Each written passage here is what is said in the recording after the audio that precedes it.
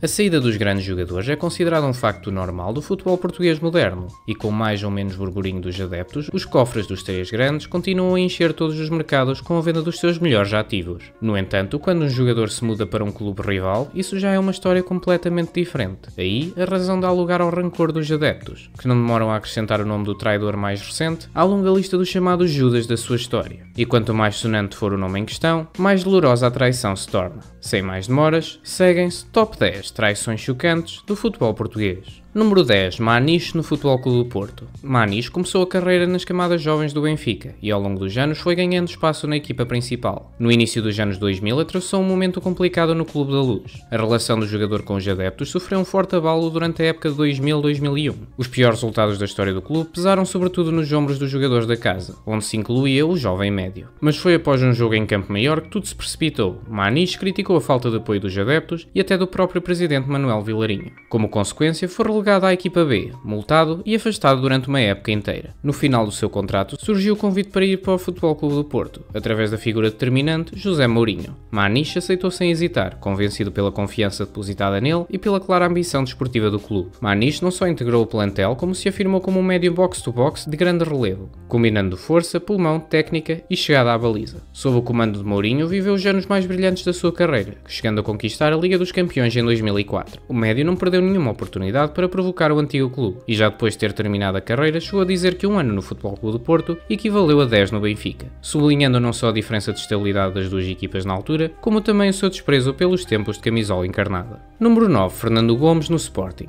A saída de Fernando Gomes do Futebol Clube do Porto para o Sporting, em meados dos anos 80, é um capítulo singular na vida do Bibota.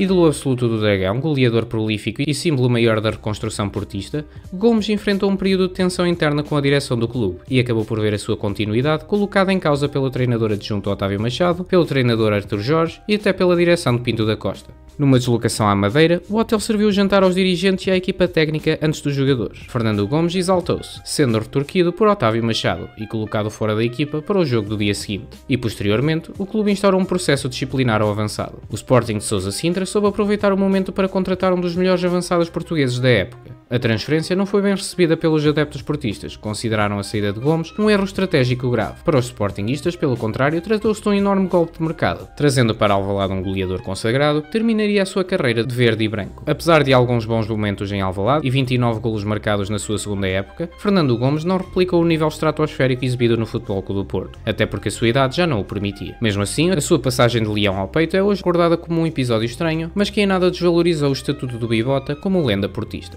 Número 8. Rui Águas no Futebol Clube do Porto. A transferência de Rui Águas do Benfica para o Futebol Clube do Porto, no final da década de 1980, foi uma das mais surpreendentes do futebol português na altura. Filho da lenda benfiquista José Águas, Rui era visto como o herdeiro natural do nome e do peso histórico da família na Luz. A sua saída, portanto, teve um impacto emocional e simbólico muito para além da esfera desportiva. O avançado afirmou sentir-se subvalorizado e sem garantias claras sobre o seu futuro no clube, e ainda acrescentou que o pai José Águas não tinha sido devidamente ajudado pelo clube depois do final da sua carreira. O Futebol Clube do Porto, atento à situação, aproveitou para garantir um dos goleadores mais consistentes da liga, quebrando um compromisso de longos anos da não aquisição de jogadores entre os dois clubes, algo que motivou o primeiro grande corte de relações entre Benfica e Porto da era Pinto da Costa. Rui Águas chegou ao Dragão num período de grande afirmação dos azuis e brancos. No Porto, conseguiu manter o seu estatuto de goleador, contribuindo de forma relevante para as conquistas internas da equipe. Apesar de ter regressado mais tarde ao Benfica, as vaias do primeiro jogo na Luz de Rui Águas com camisola azul e branca ainda hoje se ouvem. Número 7. Paulo Futre no Futebol Clube do Porto. Formado em Alvalade e já visto como uma das maiores promessas nacionais em 1984, Paulo Futre pediu à direção leonina uma melhoria salarial condizente com o seu potencial. No meio de um verão quente entre Porto e Sporting, que tinha visto Sousa e Jaime Pacheco juntarem-se aos Leões, o jovem de 18 anos propôs um contrato no valor de salarial de 18 mil contos, mas o Sporting considerou o pedido extremamente exagerado e recusou. Perante essa resposta, o Futebol Clube do Porto surgiu com uma proposta substancialmente melhor, cerca de 27 mil contos pelo mesmo período, e acabou por convencer o extremo a mudar-se para o norte. Antes que fosse emprestada à Académica, Futre justificou a rescisão unilateral do seu contrato, alegando falta de condições psicológicas. A mudança não foi isenta de turbulência. Durante os primeiros meses no Futebol Clube do Porto, Futre e a sua família sofreram uma forte pressão e algumas manifestações hostis por parte de adeptos sportinguistas, que, descontentes com a sua saída, terão chegado a partir os vidros da casa dos pais. Ainda assim, a sua transferência revelou-se decisiva para o seu percurso. Nos anos seguintes, Futre tornou-se uma das figuras centrais do Futebol Clube do Porto. Sendo um caso raro de um jogador de alto nível que viria a jogar pelos três grandes, para alguns o craque era apenas um mercenário que exigia que os clubes se falissem para pagar o seu salário ou saía para um rival, enquanto que para outros é um símbolo da ambição e da valorização profissional dos atletas. Número 6. Maxi Pereira no Futebol Clube do Porto. A saída de Maxi Pereira do Benfica já é considerada como uma das maiores traições da história do clube. Depois de anos como um símbolo de raça, entrega e compromisso na luz, Maxi, o então capitão dos encarnados, saiu após não chegar a acordo para renovar. A escolha do destino foi o grande rival azul e branco, numa transferência que transformou um dos melhores da história do Benfica na sua posição num alvo de ódio encarnado generalizado. Depois de se oficializar de azul e branco, o Uruguai ainda pôs sal na ferida com várias entrevistas a criticar o antigo clube. Maxi disse encontrar no Futebol Clube do Porto um clube que em pouco tempo o fez sentir mais valorizado que em toda a sua carreira no Benfica. Apesar de marcar no seu primeiro jogo contra o Benfica, desportivamente teve um percurso insípido no Dragão, tornando-se titular regular, mas sem conquistas expressivas. A transferência, no entanto, ficará marcada para sempre como uma das mais polémicas entre rivais diretos, relembrando que a lealdade no futebol é muitas vezes efêmera, e mesmo assim, este nem sequer foi o maior choque desse mercado. Número 5. Jorge Jesus no Sporting. A ida de Jesus do Benfica para o Sporting em 2015 foi um terremoto de imensa proporção. Depois do capitão, foi a vez do treinador. Após 6 anos de grande sucesso na Luz, onde conquistou 3 campeonatos, várias taças e realizou campanhas europeias memoráveis, Jesus viu o seu contrato terminar. A direção benfiquista decidiu não acompanhar as suas exigências financeiras, abrindo espaço para uma das mais surpreendentes reviravoltas novelescas da Liga Portuguesa nos últimos anos.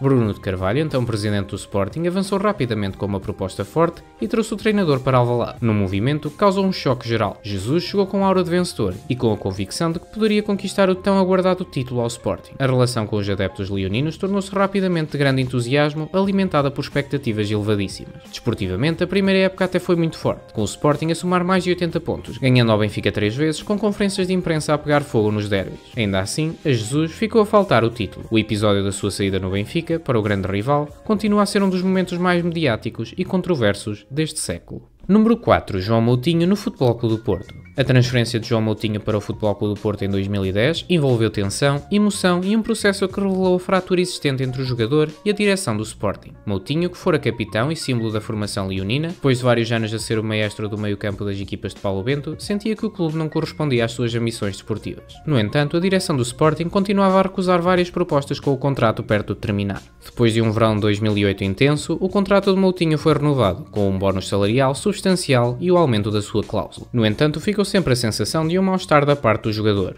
que no Sporting não conseguia preencher o seu potencial, sendo mesmo surpreendentemente excluído dos selecionados para o Mundial 2010. Em julho desse mesmo ano, a relação entre Moutinho e o clube leonino quebrou finalmente. O Futebol Clube do Porto, atento à situação, avançou para a contratação num negócio que chocou os adeptos sportinguistas. O resultado foi imediato. Moutinho tornou-se o pilar de uma equipa que conquistou múltiplos títulos, incluindo a Liga Europa. A sua saída continua a ser vista por muitos sportinguistas como uma das mais dolorosas e mal geridas da história do clube, ao passo que o Porto a encara como uma das movimentações de mercado mais inteligentes dos tempos modernos. Número 3. Paulo Sousa no Sporting. Paulo Sousa, um dos médios mais talentosos da sua geração, sentia que o Benfica não valorizava devidamente o seu contributo e decidiu rescindir o contrato de forma unilateral, invocando salários em atraso como motivo. O Sporting, com um projeto ambicioso e disposto a aproveitar as dificuldades alheias, contratou-o de imediato. A chegada de Paulo Sousa junto com Pacheco, em circunstâncias semelhantes no chamado Verão Quente de 93, gerou grande polémica, incluindo disputas judiciais entre os dois clubes. Para os adeptos leoninos foi uma demonstração de força, para os benfiquistas uma traição grave do ídolo que meses antes ainda impressionava de camisola encarnada. Apesar do talento evidente, a passagem de Paulo Sousa por Alvalade foi curta. A instabilidade interna dos leões impediu que tivesse o impacto que muitos esperavam, acabando por ver o seu antigo clube conquistar o campeonato depois de vencer 6-3 em Alvalade. Ainda assim, o episódio permanece como um dos exemplos mais claros da traição ao clube, com pouca equiparação no futebol português. Até aos dias de hoje, Paulo Sousa é conhecido na Luz como Judas, e nem as suas grandes exibições, fosse no Benfica, Sporting e mais tarde Dortmund, Juventus e Seleção Nacional, apagam essa mancha do seu nome.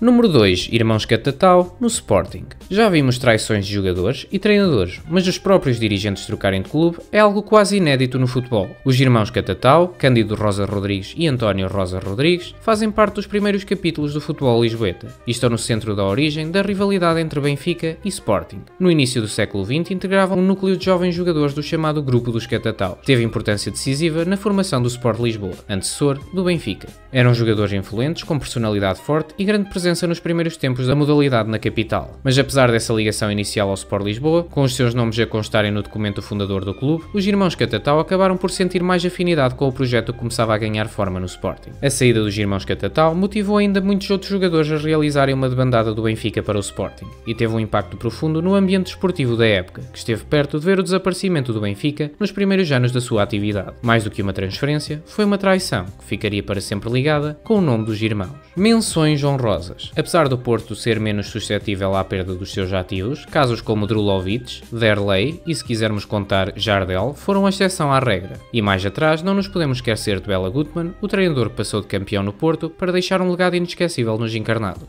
No sentido contrário, a lista é maior. A presidência de Pinto da Costa viu por vezes o formar de uma derradeira autoestrada de um só sentido entre a segunda circular e a invicta. De forma cronológica, os casos mediáticos não já mencionados são Dito, Juren, Kulkov, Bobby Robson, Jan Kauskas, Chocota, Christian Rodrigues e Lietzen. Já entre os eternos rivais de Lisboa, temos outros casos dos primórdios do futebol como Artur José Pereira ou Alberto Rio. No entanto, mais recentemente, tirando o caso de Jorge Jesus, é o Benfica que tem captado o talento leonino, com Simão Sabrosa, João Mário e Carrilho a ficarem marcados como persona non grata em Alvalade.